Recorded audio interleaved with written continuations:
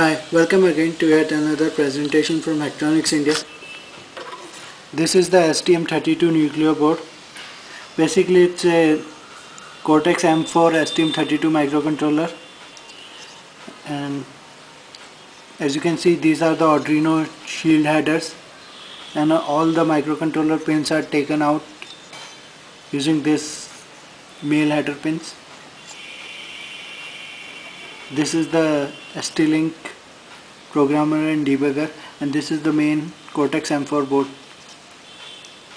So basically this board is embed enabled. So what that means is basically you just plug it into your computer, open the embed online compiler, write your code, and you are ready to go. It is as easy to use as using a USB drive. So we'll just see one demo of like how to use an LCD shield with this board. So this is an 16x2 LCD shield which I am going to use with this board. So we have plugged our LCD shield to this Nucleo board. Now the next thing you need to do is you need to go to this embed website and you need to create an account. Once you have created an account, you need to plug your Nucleo board to the computer. So we just plug our Nucleo board to the computer. Once you have plugged your Nucleo board to the computer, it would be visible as a Nucleo drive with an embed.htm web page in it.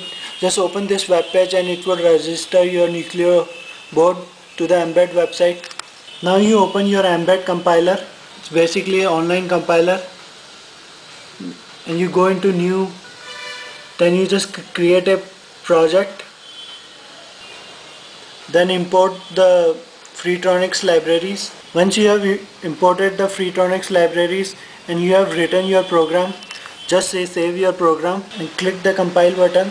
The program is now compiled and it would be asking to save the program. Just save the program in the E drive or the Nucleo drive,